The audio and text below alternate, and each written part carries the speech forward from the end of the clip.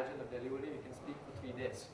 It's a very vast thing when we talk about scaling, mainly because of the complexity involved. So I wanted to know, what is your general expectation here? Um, is your focus or is your intention to come into the session is to know something about scaling approaches, or to understand or hear about some challenges during the scaling, or maybe some solutions to your specific problem, right? Knowing that will help me tailor my talk in this 45 minutes. Probably I think you're 5 or 10 minutes short already. I'm here for know how to scale Agile. How to scale Agile, okay. I'm looking for some solutions. Solutions. So any specific problem areas you have? Distributed Agile would be Distributed Agile. Normally, like large organizations, banking and financial especially, Okay. they have very, very complex business organizations, and similarly, technology platforms and technology organizations supporting those business organizations. Sure. So what happens is basically people are competing for resources and whatnot, and the flow of projects is very high. So I see a lot of challenge, giving that amount of delivery. I mean, people, the business partner is not happy that there are so many. He has so much of work, but we are not able to take it. Sure. Okay. Thank you. So any other expectations? Yeah. Yes. Generally, I've been in the Scrum actually. The what Scrum is very much applying on the process. Right. But it is involving the API technology. Yes.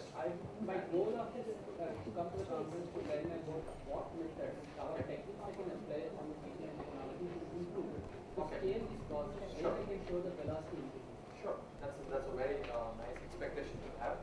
In fact, that is something related to the crux of the talk, right? About people. Okay. Any other patterns and anti-patterns of Agile. patterns and patterns? Yeah. Cross-functional, Scrum team dependencies. Sure. Inter-team dependencies in a scaled manner. Yeah. Okay. About SAFe, what is that Same. buzzword? Okay. SAFe? Okay. Okay, so thanks a lot. I think that gives me a glimpse of what kind of audience we have. And as I mentioned again, it's a very vast topic, and I'm going to draw out some of the experience or examples with the real consulting I've been doing.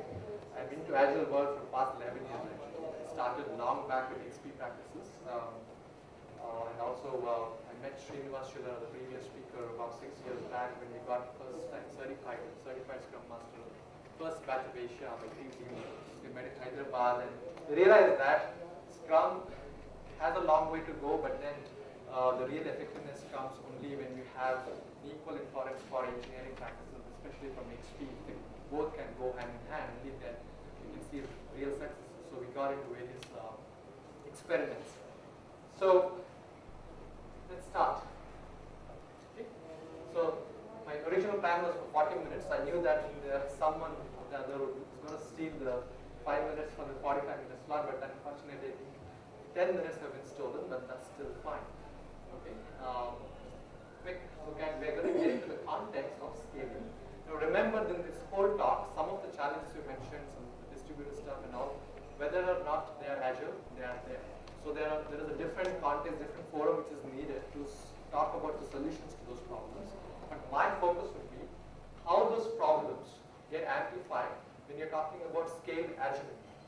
Or some of the things may not be problem in the non-agile world, but they are actually problem in an agile environment when you want to scale up. Because agile requires you to work in one way, and when you add scaling, and if you don't do it right way, it's okay if you do it in the traditional way, but in agile it is not okay because it is going to compromise the very fundamentals of why agile is easy.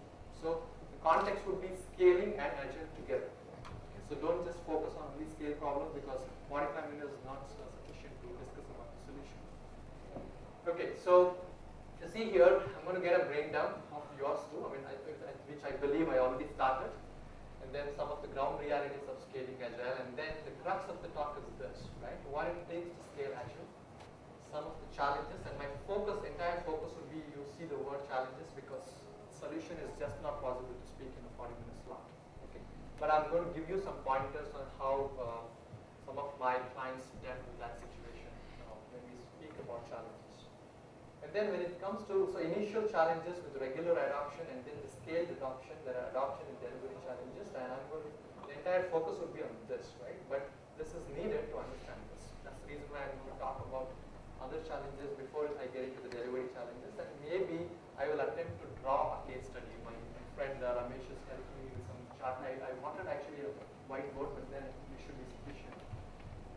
and then maybe we can conclude. And here is the main message I wanted to give you at the end of the class.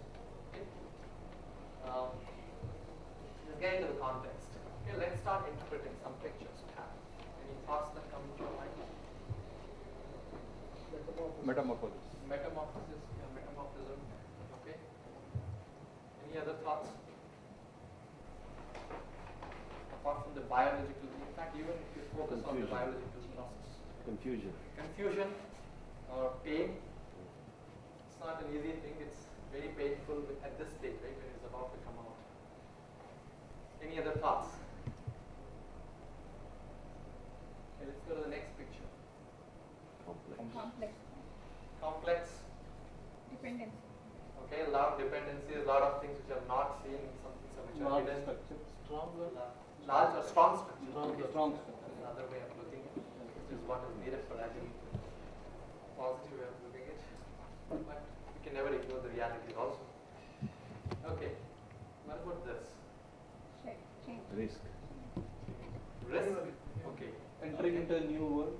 Entering into the new world or Change. change. Okay. Change personally or individually also would be another indication that we have. Scaling. Scaling. Can you explain how this is more of an individual snake shedding its skin. Okay. Now, do you see any relation between these three pictures? Can you relate them with your thoughts? Pardon? Natural. All natural. Okay. All these things exist. All these happen. Exists. It exists in our nature. Yes. And we can derive a lot of lessons. Okay, that's a good thought. Adaptation, yeah, we need to adapt, or there is a lot of adaptation which is needed. Okay. Complexity. Complexity. Okay. That's obviously complexity coupled with your need to change and coupled with pain, everything is like complex. Okay. Now this picture, I don't know, I'm not a great UI designer, but I try to make. Does it sound like a bottleneck?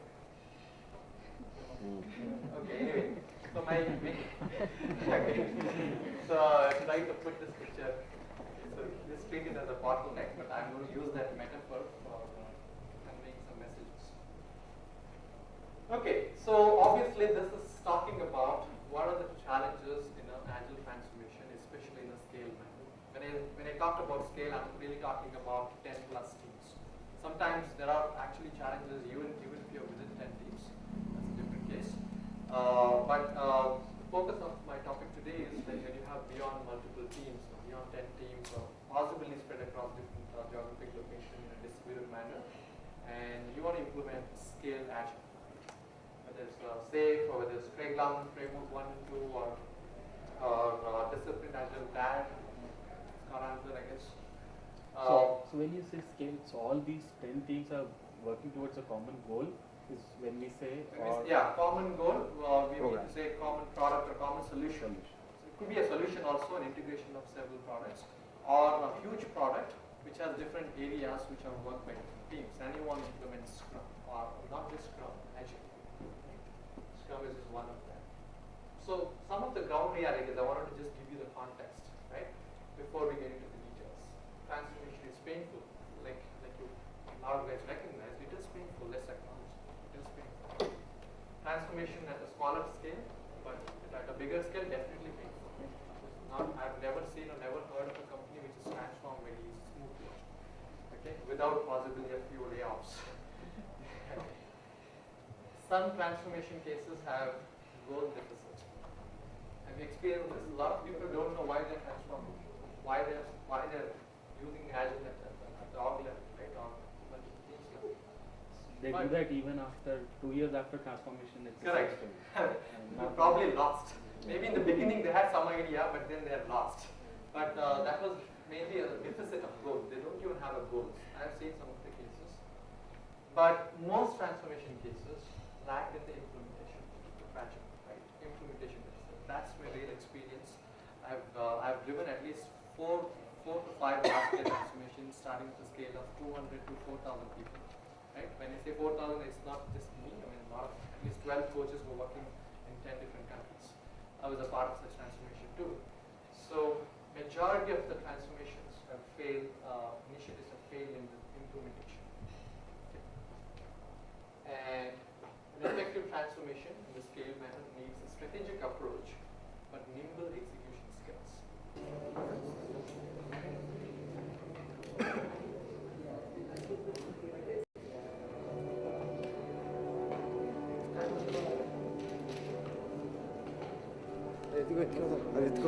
Depending on that, the framework implementation is unique for every situation. For that matter, even within a company, every project or every sub-organization which is using Agile, that situation is unique and another one is unique. So there can't be a general implementation approach. So that's why execution has to be really nimble. The very essence of being Agile, right? You have to be nimble. A lot of people get stuck there. So these were like general transformation. I mean, you can also probably hear from people who drive change management into the organization. They are the same concepts. Agile transformation is no different. Okay. Scale transformation just adds scale to the pig, but exponential. That's a problem. Okay. So these were some of the ground realities I wanted to give you, and hopefully this has set the context of what kind of concepts or realities we're going to speak about. Obviously, we won't be able to do justice to get into the details of everything, but I will ensure that I'll give you enough points to ponder about. Okay, so what it takes to scale Agile. Any idea, thoughts? What it takes to scale Agile. Let's say, so that means we are assuming that we know how to use Agile in one team or maybe a few teams, but let's say we want to scale out. What it takes? Definite goals. Why do you want Definite goals. So we need to really know why we need to scale. Yes, that's a wonderful one. Anything else? What are the current problems with the current approach we should know? Then only we can. Correct. And that's strongly related to the goal, right? So obviously you'll have a goal which is a high-level business objective, which is related to your current organization objective, maybe the project and the team's objective. Yeah, ROI. ROI, yeah. So that could be one of the parameters in the goal. Yes. So one thing is clear. We need to really know why we are scaling. Right? That's clear. Anything else which is needed? History about the organization. History about the organization, maybe especially the vital part is what is the organization culture has been for many years, or if it is a startup, right? What is the culture? Startup, the culture is all about the culture displayed by the founders, right? The people who started the company. Or if it is a large company, for example, if you take Ford or GE, General Electricals, there have been various eras of different leaders for 30 years, 25 years, and every time a leader comes, he brings in a culture. He or she brings in a culture with him, right? And that is going to impact the way you are going to strategize your skill. So knowing a little bit about your company, the context, the culture, is also important. Yes. Anything else? We may have the desire, but we need to understand, do we have the Especially, so that obviously comes through only when you think about the execution. How are you going to make it? Right? I mean, at the strategic level and things like that. Then when it comes to execution, do we have the capability to drive, especially the leadership capability to drive certain things? Do you have the technical competency kind of thing in our organization, or maybe the team's maturity level, or what kind of control we have on the vendors or partners if you're dealing with partners? Okay, so anything else? What is the timeline we have to transfer? Like, that's all. Timeline is part of the plan. Right? Timeline is a part of the plan, but before that. Ready to transfer control and direction from top to probably the bottom. Or how ready we are. So, okay, how at a high level? Readiness. Readiness from culturally and maybe the team structure wise, right? Do you have a very huge hierarchical structure? And you want to scale up Agile? just to because we brought that point. One of my recent engagements, we had met a VP and a bunch of senior managers, including the HR head and all. There were like 15 to 20 guys locked in a room, and they called some of the consultants. And they asked us, they explained there's some problem, and we actually listened to them.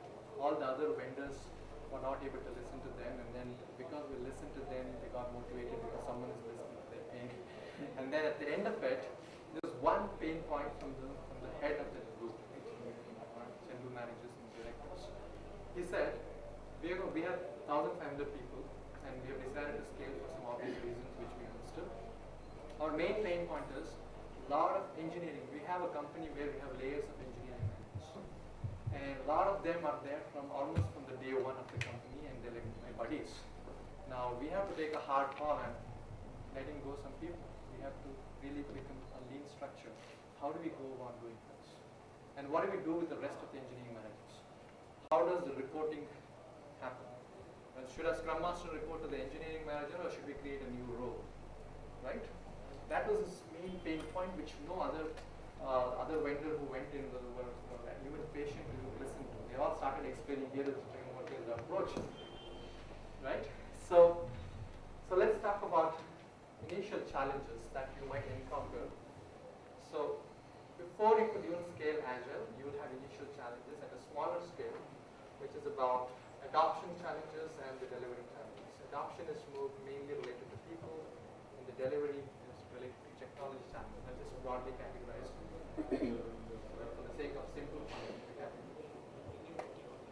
Okay, let's talk about people challenges. Pretty sure some of you would have already experienced, you also heard from the other speakers on influencing the mindset of people because Agile is all about mindset change. It's not really about coming up with a new process, right, which we are anyway good at, right? But if some process doesn't make sense, do we have the flexibility to scrap it or change it? And the flexibility is not just at the team level. You have the management flexibility, you have the leadership, organization flexibility to take such decisions when things don't make sense.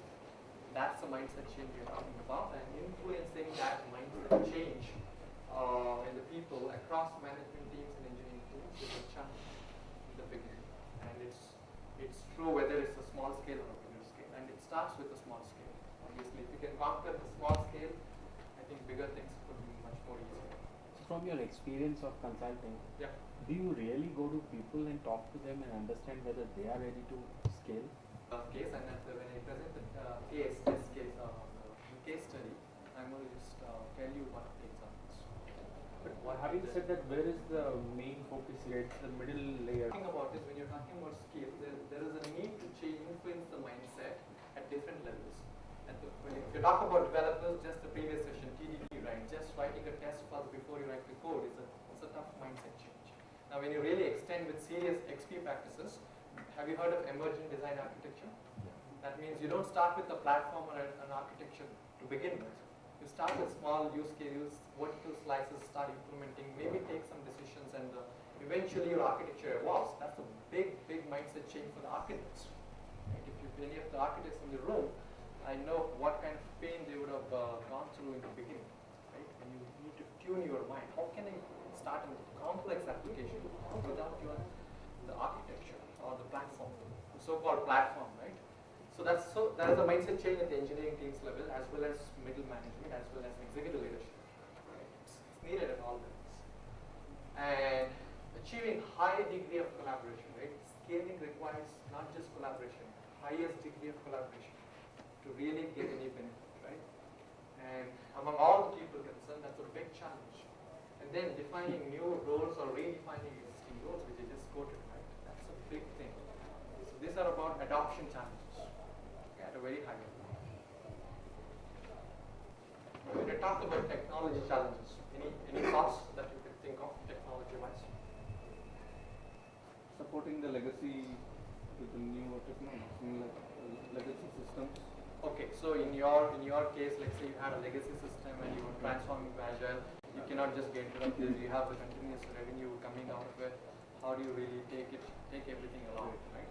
Especially dealing with legacy systems. If you talk about TD and other stuff, when you have a legacy system, it's a nightmare, right? A lot of people ask me a question: How do you start? Where do you start writing unit tests in a legacy system? Where do you start writing TDD? How do you start TDD in a legacy system? Right? For those of you who are interested, there is a book called Dealing with Legacy Systems, and the guy has demonstrated C++ examples in legacy system. I forgot the name, I can recollect it later, but if you go to Google out and say Dealing with Legacy Systems, you get some book. Anyway, so tools and technology selection itself to suit agility needs is a big challenge. Right? I've seen traditionally you have a lot of project management tool and you're scaling up to Agile, and almost all your requirements are captured in this tool, and just can't make that. Even if you want to mechanically just type everything into a new tool, it's a huge ask, right? So that's one example. Now when it comes to the engineering practices, what tool, this tool versus that tool, or how do we see the thing in an integrated manner? The PMO people, right? Okay, so in the old world we used to get all the metrics beautifully, whether or not they are real metrics or not, but we used to get them collated neatly in time by the managers. Now what do we do, right? And they freak out. What kind of an integrated tool we need to have? Now if you talk about technology, obviously the technical tools, the unit testing framework, or automation tools and things like that, investment on Rally or whatever project, Agile project and software development, right? And then the Agile engineering practice itself, I just talked about this, emerging design architecture, dealing with legacy code for TDD. So the problem happens only if you want to do TDD, and if you don't do TDD, and if you don't do a lot of unit testing, delivering something at the end of a sprint is just a dream. You just can't make it happen without XP practices. Okay, it is probably possible for small applications, maybe one or two teams when you're working with a lot of things without having sound engineering practices like your continuous integration or your unit testing, test automation, probably even continuous delivery and deployment. Without having those things, it's just a dream. Scrum, every sprint of potentially shippable product is just a dream. Okay, I've seen it practically. So that is another challenge in balancing new delivery and technical debt removal. Okay. So this is something very interesting, right? A lot of companies will start. Some teams will go a little faster, some teams will go a little slower. And when it comes to some pushing, right? We need to speed up or we need to go faster and things like that. There's always this problem of keeping the PMO guys happy with respect to the delivery dates and how fast are we going in terms of developing new stuff versus technical debt removal. Any Agile scaling approach or even a simple Agile smaller scale approach, first of all, you can't even ignore technical debt, and if you realize there is a technical debt, if you don't clear it incrementally, like you do the development, you don't want to end up in a huge problem. And scaling, it is definitely needed. But then if you only keep doing technical debt and there is no new thing happening, then the PMO guys are going to freak out. So you need sensible managers, the middle managers, someone was asking, their challenges, how do we balance this out? How do we keep both the stakeholders happy? Right? So that's a technical challenge, right? What pace should we go and how do we really, so you've heard of this product backlog, right? And then there's something called healthy product backlog. A healthy product backlog is the right mix of regular features and a few enhancements, few bugs, and a few technical items. And there's a ratio, right? 80, 20%, whatever, right? Ratio depends on, again, your context. But how do you figure that out? How do you maintain that ratio? How do you do that coordination from the management point of view? And again, I keep hearing that there is no role of a manager. Yeah, absolutely no relationship. That's my statement. There are about only 4 or maybe 4 plus 4, 8 out of, I think, around 25 people. But after some point of time, you can see that what is the average time it is taking for each story point. Those are all phenomena that happens after you think. Those are the after facts, but they are not the intention of story points. Okay, the story points are there for a totally different purpose, right? So now in this room, it is evident that there is a difference in the understanding about story points and the time it is going to take, and then if you link it with estimation at sprint level and then eventually release level and the PMO level, project level, right? It is a paralysis. A lot of people go through this. Now, I would attribute the primary reason being lack of understanding of the intention of why story points were, even before story point, why use a story? And then why story points? Who's going to use it for what purpose? There is a serious lack of understanding, due to which everyone will get into this blame game of and then fighting for their stance, right? This is how we should use story point. How do you, and some people even go to link with beautiful new metrics, new in the name of Agile metrics, and they say story point. This team is 20 points, this team is 40 points, so you guys are doing better, right? So that's a sin. If you compare velocity across teams, that's a sin in Agile. Okay, velocity is not meant to be used for that purpose. You can probably compare the same team's velocity against his previous sprints just to see if they are being consistent or continuously improving or probably continuously declining. But But if one big team is split into two, correct, so earlier all the references were same Correct. with respect to the size and the Correct. story points, correct. then will that be fair to? So that's the reason why, right? Story point has nothing to do with your individuals or your time. It I is think going to there be- were say 20 people, Yeah, so now 10-10, right? Yep. Same vision, same Correct. product. correct, So only the stories we are dividing. correct, So then, so say if earlier 100 story points, correct. so will that be a fair expectation to get 50-50? Story point has no relation with that. What you're speaking is maybe the velocity. Velocity, velocity, I'm Velocity sorry. per team, right? If you're a 10-member team, you have some velocity. If you become more number, your velocity is I'm going to splitting, change. yeah, more Split, is yeah, different, more or less, because the whatever, people right? are same. Velocity is going to change, but then the velocity is used for a different purpose. It is not used for productivity measurement, right? A lot of people end up using it for productivity. It is not used for productivity. This is the kind of concept I was talking about. Anyway, so that's a huge